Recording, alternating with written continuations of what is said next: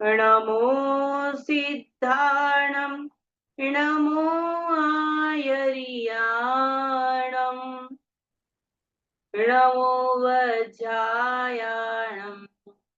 नमो लोये सव्वसाहुणं मोक्षमार्गस्य नेतारं वेत्तारं कर्म भूभृता ज्ञातारं विश्वतत्त्वानां वंदे तद्गुणलब्धये। जय बोले पंच परमेशी भगवान की जय। देवादिदेव 1080 बड़े बाबा आदित्य शंकर आदिनाथ भगवान की जय। देवादिदेव 1080 शासन नायक महावीर भगवान की जय। प्रातस्मरणीय वंदनीय आचार्य भगवत पूज्यपाद स्वामी महाराज की जय। आचार्य श्री विद्यासागर जी महाराज की जय। आचार्य भगवान समय सागर जी महाराज की जय। जगत पूज्य मणिपुंगो सुधा सागर जी महाराज की जय।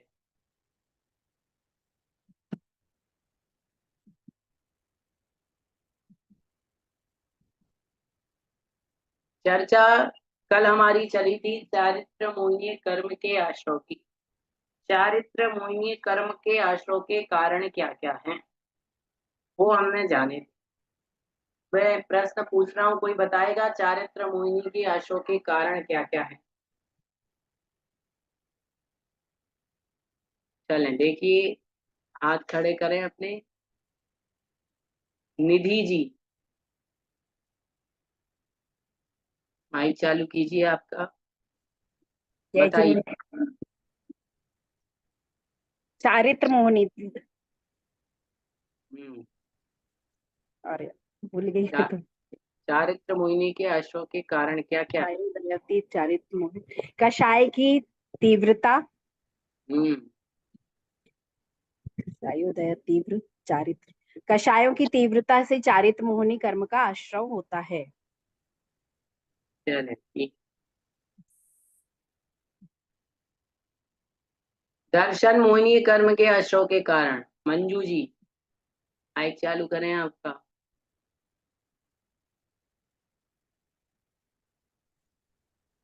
बताइए दर्शन मोहिनी के कारण बताना भैया जी। हाँ, क्या है दर्शन मोहिनी के आश्रय के कारण? केवली सुत संग धर्म देव, केवली सुत संग धर्म देववर्ण और केवली सुत संग धर्म, क्या इनका केवली केवली भगवान है क्या दर्शन मोहिनी के आश्रय के कारण? नहीं जिनका, नहीं भैया जी हमने पढ़ा ही नहीं भैया जी, हमने पढ़ा नहीं है, हम थे नहीं कल क्लास में। कल थोड़ी पढ़ाया, ये तो पहले पढ़ा दिया था दर्शन मोहिनी का। तो चलो कोई बात नहीं। और कौन बताएगा? मधु जी माइक चालू करें।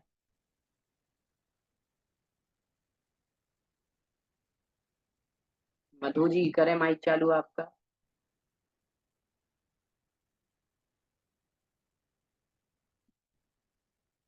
संध्या जी आप करें चालू। बताइए चल। केवली श्रुत संग धर्म और देव इनका अवर्णवाद दर्शनी मोहिनी कर्म का आश्रय है। दर्शन मोहिनी कर्म के आश्रय के कारण कारण है। चले बढ़िया। चलिए आगे पढ़ते हैं हम। दर्शन मोहिनी चारित्र मोहिनी तक हमारी चर्चा हो चुकी थी। अब मोहिनी कर्म के बाद आता है आयु कर्म। आयु कर्म क्या है भैया, क्या करता आयु कर्म, आइए जानते हैं। मोहिनी के आश्रय के भेदों का कथन किया, इसके बाद आयु कर्म के आश्रय के कारणों का कथन क्रम प्राप्त होता है। उसके पहले जिसका नियत काल तक फल मिलता है, उस आयु के आश्रय के कारण दिखलाने के लिए आगे सूत्र कहते हैं। आयु कर्म वो है जो जीव को मनुष्य, त्रियंच, देव या नरक, इन चार गति के शरीर में से किसी एक शरीर में रोकता है, वो आयु कर्म। पर आयु कर्म के चार भेद हैं, नरक आयु, देव आयु, मनुष्य आयु, त्रियंच आयु। तो चारों आयुओं के आश्रय के कारण क्या क्या हैं, आइए क्रमशः हम पढ़ते हैं। सूत्र नंबर 15 निकाल लीजिए। बहवारंभ परिग्रहत्वम नारकस्यायुषः, बोलिए। बहवारंभ परिग्रहत्वम नारकस्यायुषः।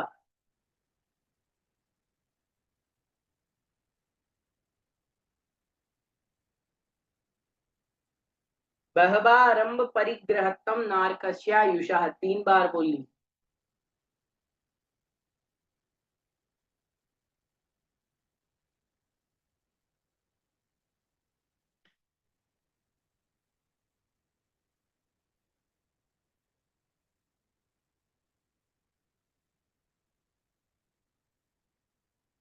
सरल है सूत्र। बहवारंभ परिग्रहत्वम नारकस्य आयुषा। बहवारंभ मतलब बहुत, आरंभ और परिग्रह, बहुत आरंभ करना, बहुत परिग्रह करना, नारकस्य नरक की, आयुषा आयु का कारण है। नरकों में जाने का कारण क्या है, बहुत आरंभ करना, बहुत परिग्रह करना। जो व्यक्ति बहुत आरंभ और परिग्रह करता है वो नरकों में जाता है। आई बात समझ में? कौन जाता है नरकों में? जो बहुत आरंभ करता है, बहुत परिग्रह करता है, वो व्यक्ति कहाँ जाता है? नरकों में जाता है। सिंपल है। बहवा अर्थात बहुत, आरंभ परिग्रह, बहुत आरंभ करना, बहुत परिग्रह करना, नारकस से आयुषा, नरक की आयु के आश्रय का कारण है। आइए टीका पढ़ते इसकी। प्राणियों को दुख पहुंचाने वाली प्रवृत्ति करने का नाम आरंभ है। देखो आरंभ किसे कहते हैं? प्राणियों को दुख पहुंचाए ऐसी प्रवृत्ति करना, ऐसा काम करने का नाम क्या कहलाता है? आरंभ। सरल परिभाषा है, नोट कर लेना। प्राणियों को दुख पहुंचाने वाली प्रवृत्ति करना आरंभ है, अर्थात ऐसी प्रवृत्ति करना जिससे क्या हो, जीवों को दुख पहुंचे, वो क्या कहलाता है? आरंभ। जैसे कि झाड़ू लगाना आरंभ की क्रिया है, पोछा लगाना आरंभ की क्रिया है, भोजन बनाना आरंभ की क्रिया है। जितनी भी क्रिया घर गृहस्थी में करते हैं वो सब आरंभ की हैं। घर गृहस्थी को चलाने के लिए दुनिया में जो कुछ किया जाता है वो सब आरंभ की क्रिया है, और सबसे हमारे लिए कर्मों का आश्रय होता है। इसीलिए तो कहते हैं पानी का उपयोग सोच समझ के करना चाहिए, कम करना चाहिए, व्यर्थ में नहीं करना चाहिए। गाड़ी का उपयोग यदि जाना आवश्यक है जाइए, व्यर्थ में नहीं करना। व्यर्थ में जैसे कि झाड़ू है, झाड़ू का कैसे लगानी है, जीवों को बचाते हुए लगाना है। बहुत सारी ऐसी चीजें हैं जिनके माध्यम से कर्म का आश्रय होता है और हम उनसे बच सकते हैं। बस आवश्यकता किसकी होती है? विवेक की, समझदारी। ठीक है, चले अब आगे कहते हैं, यह वस्तु मेरी है, इस प्रकार का संकल्प रखना परिग्रह। ममत्व का भाव होना परिग्रह। मूर्छा परिग्रह, मूर्छा को परिग्रह कहते हैं। अटैचमेंट, किसी भी वस्तु से अटैचमेंट है, ये मेरी है, ये जो भाव है वो कहलाता है आपका परिग्रह। वस्तु परिग्रह नहीं है। भरत चक्रवर्ती के पास 6 खंड थे, लेकिन कभी उसने 6 खंड को अपना नहीं माना। नहीं तो सबसे ज्यादा पहले नरक तो कौन जाता? वही चला जाता। आई बात समझ में? तो वस्तु परिग्रह नहीं है, वस्तु के प्रति ममत्व भाव परिग्रह। ठीक है, तो आरंभ और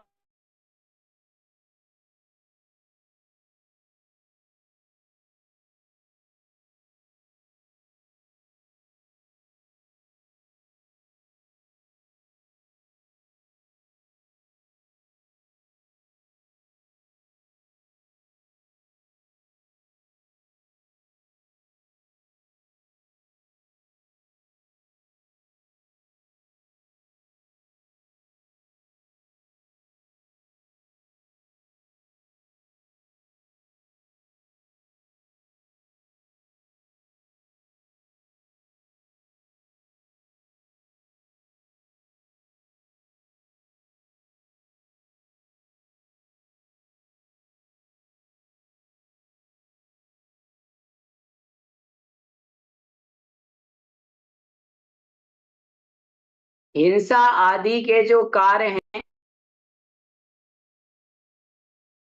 आवाज आ रही है सभी को?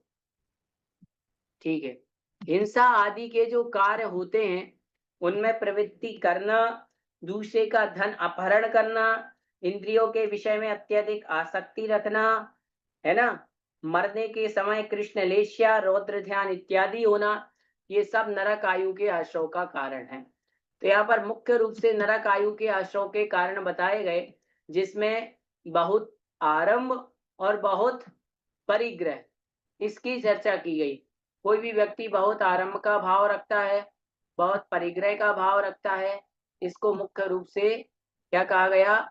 नरक आयु के आश्रव का कारण कहा गया। ठीक है, ये आ गया समझ में।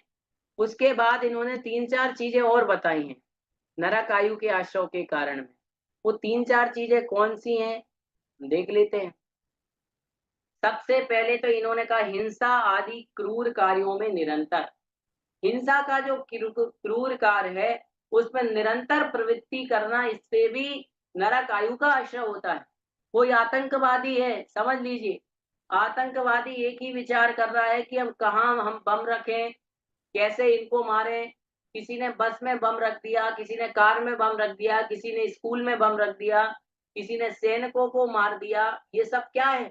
हिंसा इत्यादि की क्रूर प्रवृत्ति। और कोई प्राणी है जो जीवों को निरंतर क्या कर रहा है? मारने का कार्य।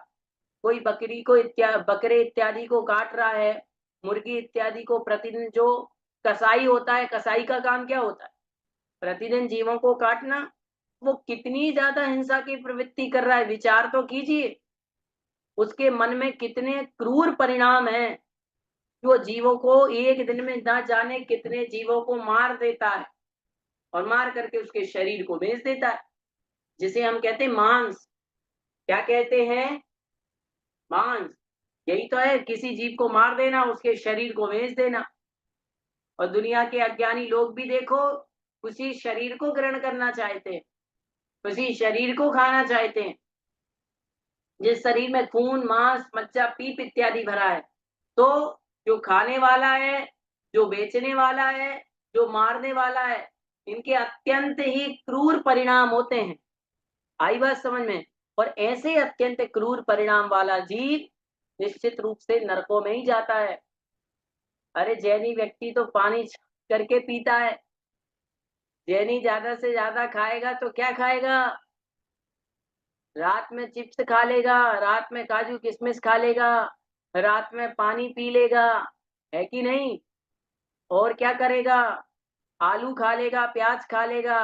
अरे आलू प्याज में उतना पाप नहीं है। जीवन भर आलू प्याज खाओ और एक बार मार करके किसी जीव का मांस खा लो, वो ज्यादा पाप है, क्योंकि वो पंच इंद्रिय जीव था, संगी पंच इंद्रिय जीव। आई बात समझ में? कैसा जीव था? पंच इंद्रिय संगी जीव था, उसका पाप ज्यादा है। इस बात को ध्यान रखना। इसीलिए जब 8 मूल गुण के लिए कहा जाता है तो सबसे पहले मांस का त्याग कराया जाता है, कि मांस का त्याग करो, मधु का त्याग करो, शराब का त्याग करो। यदि इसका किसी ने त्याग कर दिया तो हृदय के अंदर दया आती, और जिसके अंदर दया का भाव होता है वो नरक में नहीं जाएगा, ये ध्यान रखना। जिस प्राणी के अंदर जीव दया का भाव होता है वो कभी नरक में नहीं जा सकता। जिस प्राणी के मन में ये भाव आ गया कि मुझे किसी जीव के प्राण बचाना है, वो जाएगा ही नहीं, वो कभी मारने के भाव करेगा ही नहीं। फिर इन्होंने बताया दूसरे के धन का अपहरण कर लेना, ये भी देखो किसका कारण है, ये भी आपके अत्यधिक नरक आयु के आश्रव का कारण है। क्यों? दूसरे के धन का, दूसरे की प्रॉपर्टी का हरण कर लेना, है ना, दूसरे की धन छीन लेना, दूसरा जो हमारे पास धरोहर रख करके गया उसको छीन लेना, ये सब क्या कहलाता है? नरक आयु के आश्रव का कारण।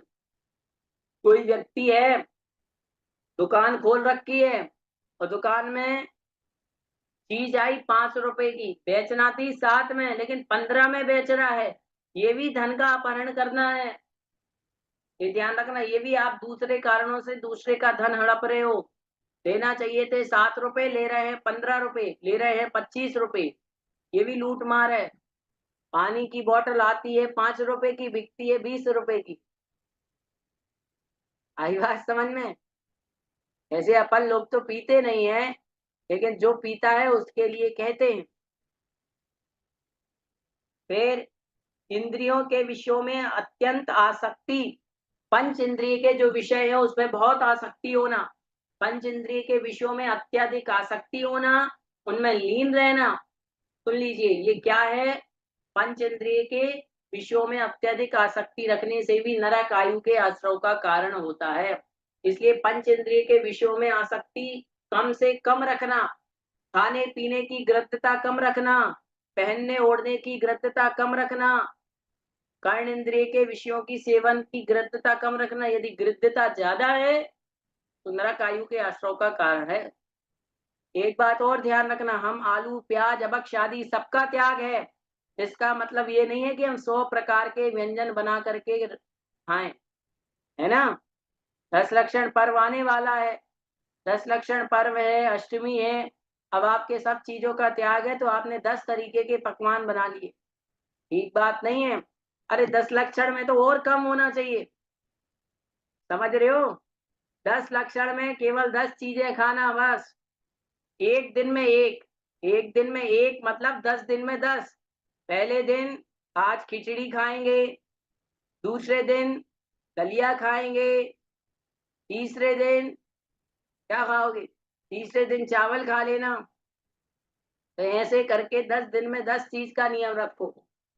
वैसे तो 10 दिन में 10 उपवास करो, उपवास नहीं कर सकते हो तो फिर एकासन करो, एकासन भी नहीं कर रहे हो, 2 बार कर रहे हो या दूसरी बार पानी भी ले रहे हो, तो वस्तु का त्याग कर दो कि हम 2 ही अन्न लेंगे, हरी हम लेंगे नहीं।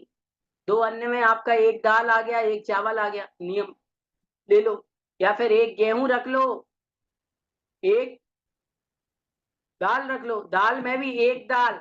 ऐसा नहीं आपने दाल रख ली और वो रख लिया तो आज अच्छी बढ़िया अरहर की दाल, कल दूसरी दाल, परसों तीसरी दाल, फिर तो 3-4 प्रकार की दालें हो गई। ऐसा मत कर देना आप लोग, है कि नहीं? तो ये भी नियम हमें ध्यान रखना चाहिए। तो इस प्रकार से इस वस्तु का हमें त्याग करना, इससे इंद्रियों की आसक्ति कम होती है। खाने के प्रति कृत्यता, वस्त्र है, वस्त्र में भी नियम रखो कि 10 दिनों में केवल 2 ही रंग के वस्त्र पहनेंगे बस। मंदिर में नियम रख लो 2 रंग के वस्त्र, 3 रंग के वस्त्र। आपका जो फेवरेट कलर हो गुलाबी, उसका तो त्याग कर देना बिल्कुल। महिलाएं हम गुलाबी कलर नहीं पहनेंगे, पीला कलर नहीं पहनेंगे, ज्यादा चमचमाने वाली साड़ी पहन के मंदिर नहीं जाएंगे, सादा सिंपल पहनेंगे, है कि नहीं? ये भी त्याग किया जाता है, कलर का भी। उसके बाद साड़ियों की संख्या कम करना, ये भी हमारा नियम होना चाहिए कि 10 दिनों में 10 साड़ी, कि 12 साड़ी, की 6 साड़ी, की 7 साड़ी, की 2 साड़ी। 10 दिनों तक चप्पलों का त्याग, मंदिर चप्पल पहन के नहीं जाएंगे, कुछ भी हो जाए, ठीक है। ये सब नियम रखना चाहिए। 10 दिनों में हम अपने हाथ से पंखा नहीं चलाएंगे, अपने हाथ से लाइट नहीं जलाएंगे। 10 दिनों में चटाई पर सोना, चटाई पे सोना नहीं हो पाता है।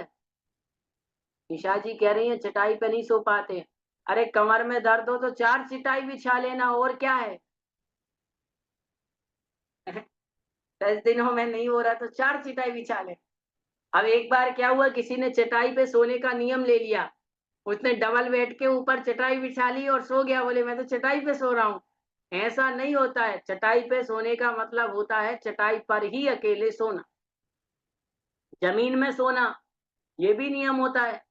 जमीन में सोने का नियम भी होता है। मान लो कल के दिन आप लोग आरिका बन गई और कहीं गई, आपके लिए वहां तख्ता नहीं मिला, पाटा नहीं मिला, जमीन में सोना पड़ेगा तो अभ्यास तो होना चाहिए कि नहीं? बताओ। तो ऐसा अभ्यास भी करना। फिर है मरने के समय कृष्ण लेश्या। कोई जीव मरण कर रहा है और उस समय कृष्ण लेश्या। कृष्ण लेश्या मतलब अत्यंत खोटे परिणाम। कृष्ण मतलब होता है काला, खोटा। तो अत्यंत खोटे परिणाम जिस जीव के मरण के समय होते हैं, वो भी उस समय यदि नरक आयु का आश्रय हो गया, कि उस समय आयु कर्म का आश्रय हो गया, तो वो सीधे नरकों में ही जाएगा। इसीलिए कहते हैं कि परिणाम हमेशा कैसे रखो, अच्छे रखो, अत्यंत खोटे परिणाम नहीं रखना।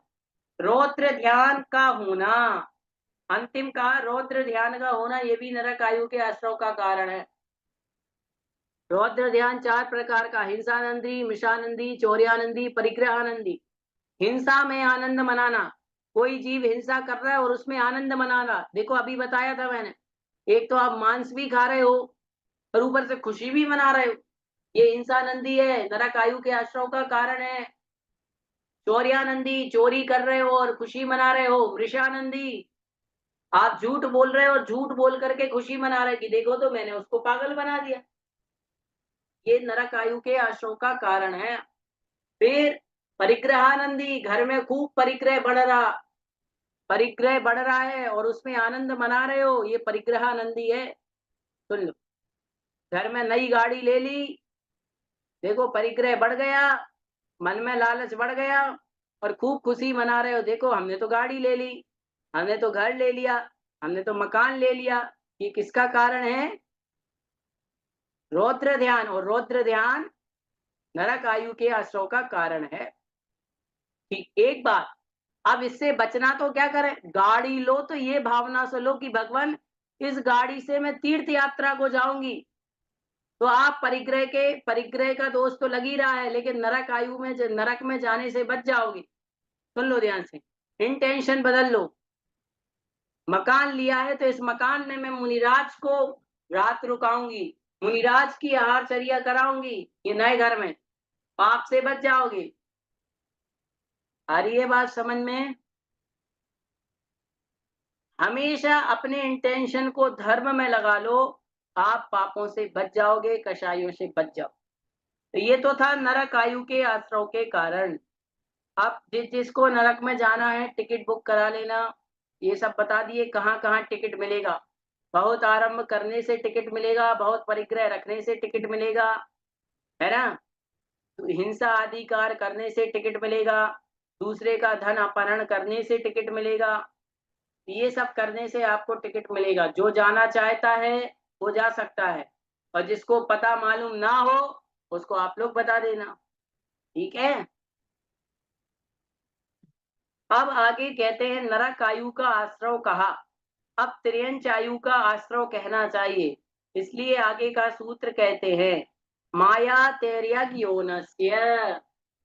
बोलिए, माया तेर्यग योनस्य। 3 बार सूत्र बोल लीजिए, माया तेर्यग योनस्य।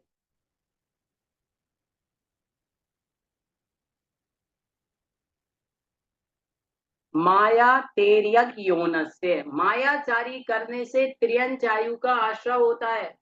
मायाचारी करने से कौन सी आयु का आश्रय होता है? त्रियंच आयु का आश्रय बता रहे हैं। कोई व्यक्ति माया करता है, माया शब्द का अर्थ होता है छल कपट करना, माया का अर्थ होता है धोखा करना, है ना? मायाचारी मतलब छल कपट करना, किसी को ठगना। आचार्य श्री कहते हैं अपने विद्यासागर जी महाराज, ठगा जाना बुरा नहीं है, ठगना बुरा है। हमने किसी को ठग लिया ये बुरा है, किसी ने हमें ठग लिया ये बुरा नहीं है। मान लीजिए किसी ने हमें ठग लिया तो पाप हमें थोड़ी लगेगा, पाप किसको लगेगा? उसको।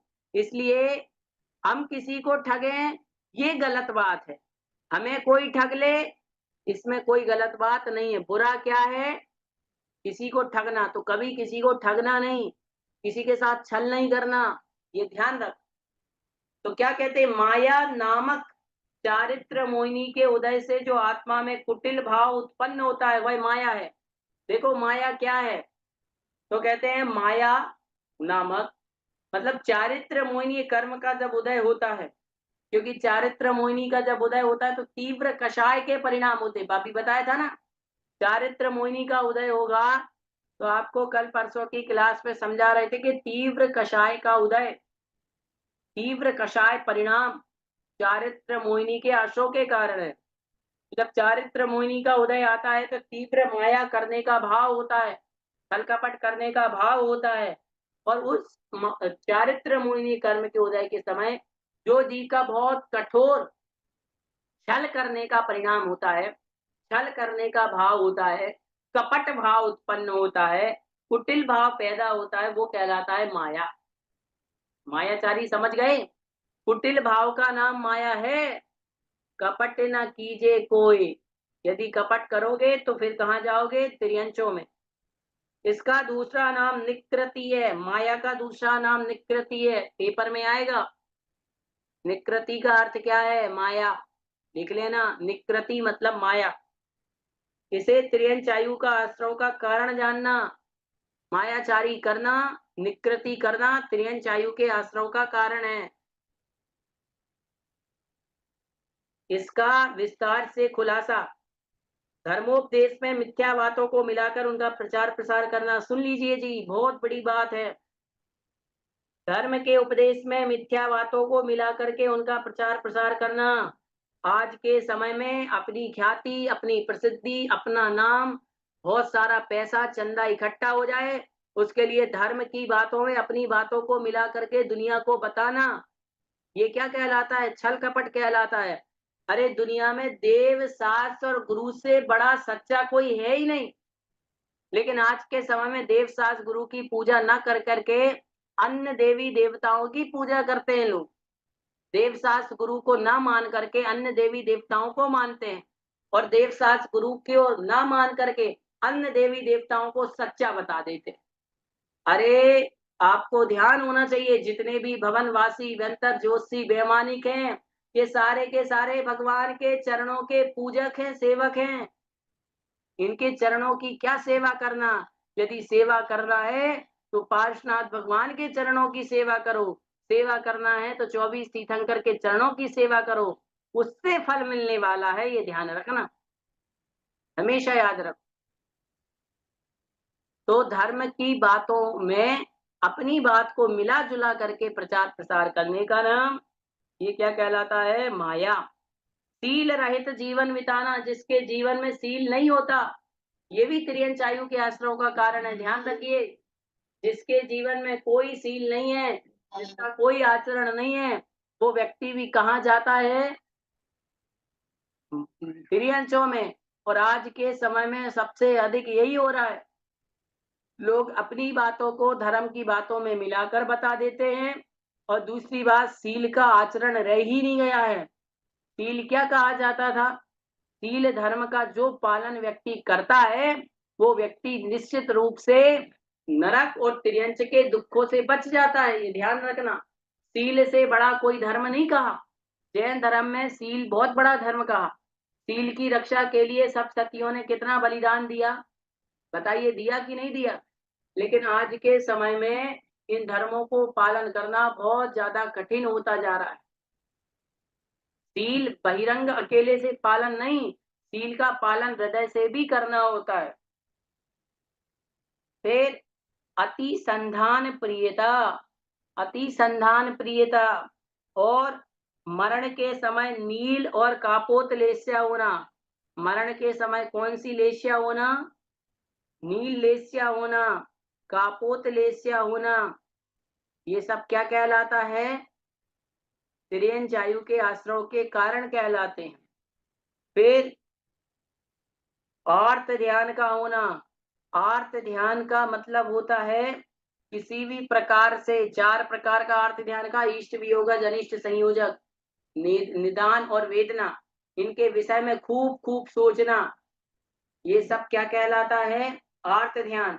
अति संधान प्रियता, हाँ कोई पूछ रहा है, अति संधान प्रियता का अर्थ होता है किसी भी वस्तु के प्रति, किसी भी विचार के प्रति खूब खोजबीन करना, अर्थात किसी की जासूसी करना।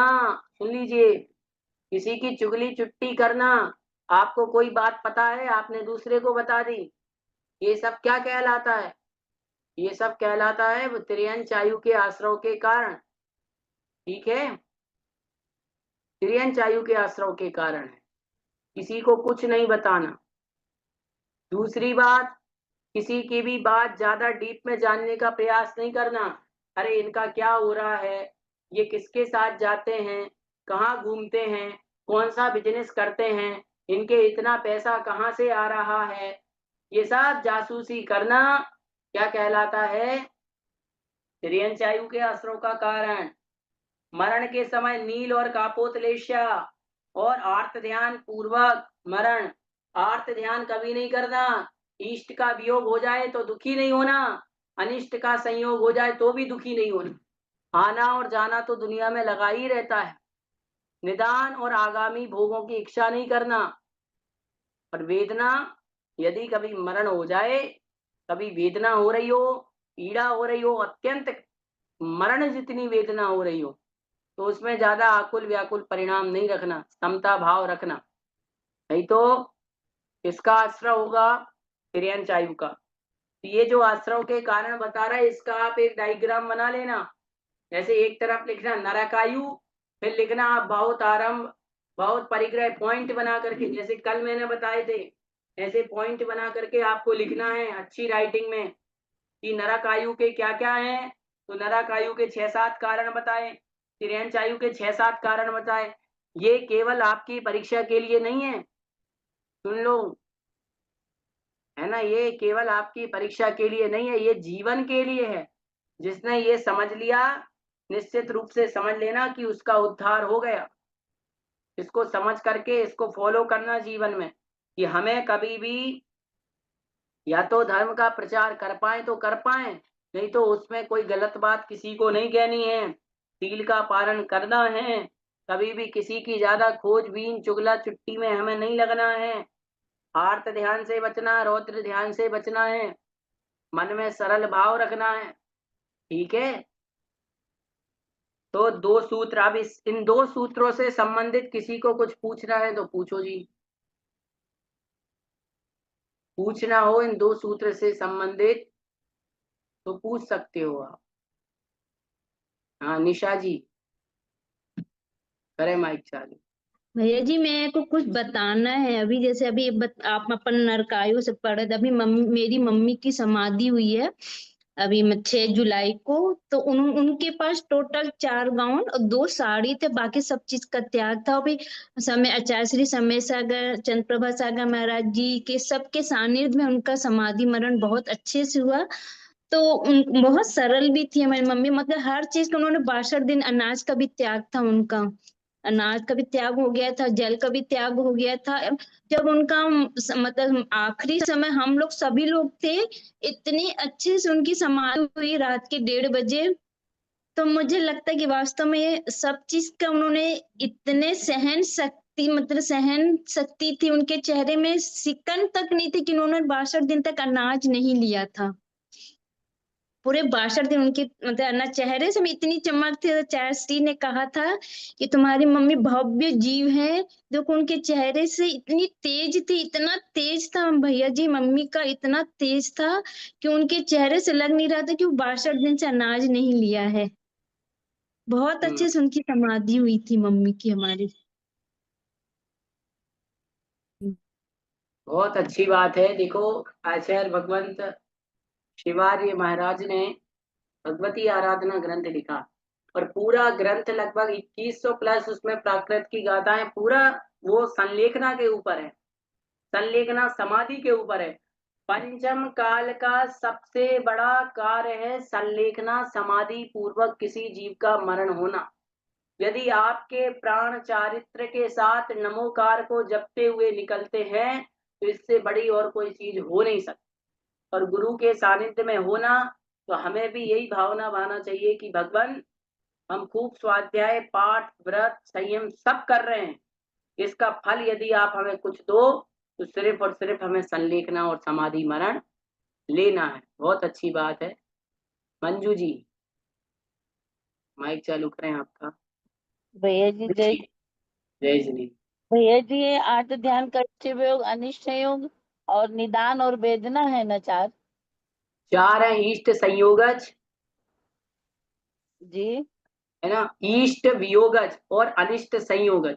मतलब जी इष्ट का वियोग होना, अनिष्ट का संयोग होना, तीसरा जी है निदान और चौथा है वेदना। जी जी वेदना जन्य है ना। जी जी ठीक। चले, और किसी को कुछ पूछना हो?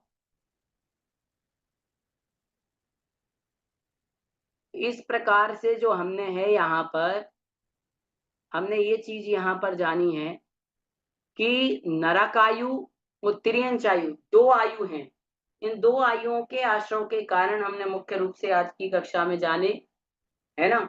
अब हम कल की कक्षा में मनुष्य आयु और देव आयु देख लेना। दो दो चीज हमेशा ध्यान रखना, नरक आयु, तिर्यंच आयु, देव आयु और मनुष्य आयु।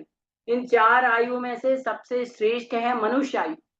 और मनुष्य आयु प्राप्त करना इतना सहज और सरल नहीं है जैसे कि आप और हम सोचते हैं। मिल गई है तो मिली हुई चीज की वैल्यू कम होती है, ये आपको भी मालूम है। जो चीज हमारे पास है उसकी वैल्यू कम होती है। अब कितनी मुश्किल से मिली होगी, क्या क्या कर्म किए होंगे, वो आप ग्रंथ पढ़ो तब मालूम चलता है ना। कितने आरंभ से बचना होता है, पापों से बचना, विषय कषायों से बचना, लोभ लालच कम करना, समता भाव रखना, अनेक कारण है। वो सब कैसे होता है वो हम कल की कक्षा में जानेंगे। आज तो नरक और तिर्यंच, और मेरे हिसाब से जितने भी लोग हैं, कोई नहीं जाना चाहता नरकों में, कोई नहीं जाना चाहता तिर्यंचों में। तो सामान्य से एक लाइन में बात कहूं, इन दो गतियों से यदि हमें बचना है, दो आयुओं से बचना है, नरक और तिर्यंच में जाने से बचना है, तो सबसे बड़ा सरल और सहज एक उपाय है, वो है समता। परिणामों में यदि समता आना प्रारंभ हो गई तो ये सब चीजें अपने आप होती चली जाएंगी। परिग्रह कम करना नहीं पड़ेगा, परिग्रह धीरे धीरे कम हो जाएगा। आरंभ कम करना नहीं पड़ेगा, आरंभ धीरे धीरे कम हो जाएगा। ये ध्यान हो, समता सबसे बड़ी चीज है। आपके अंदर समता है तो अपने आप आपको मनुष्य और त्रियंचों से बचेंगे और मनुष्यों में और देवायु मिलेगी। क्योंकि कल हम पढ़ेंगे, स्वभाव में सरलता से, स्वभाव में मृदुता से जीव के देवायु का आश्रय होता है। ये ध्यान रखना। इसलिए परिणामों की सरलता होना बहुत ज्यादा क्या है, जरूरी। यदि परिणामों में सरलता नहीं है और खूब धर्म कर रहे, मंदिर में खूब पूजा करी, चार पूजा करी, 10 लक्षण में गए, सुबह से अभिषेक किया, 2 घंटे बैठे रहे, घर पे 9:30 10 बजे आए, और घर पे आके अरे अभी तक आपने भोजन नहीं बनाया, मुझे दुकान जाना है, ये बच्चे देखो मस्ती कर रहे हैं, इधर पूरे फैला हुआ डला है, साफ सफाई नहीं की, मेरा मोबाइल कहाँ है, मेरा बैग कहाँ है, मेरा टिफिन तैयार नहीं हुआ। इस प्रकार का क्लेश करना, विकल्प करना, आपकी पूरी पूजा स्वाध्याय क्या हो गया, बेकार हो गए। आ रही है बात समझ में? इसलिए समता रखना सबसे बड़ी बात होती है। तो आज की हम इस कक्षा में इतना ही पढ़ेंगे। किसी को प्रश्न पूछना हो तो 1 मिनट और है अभी।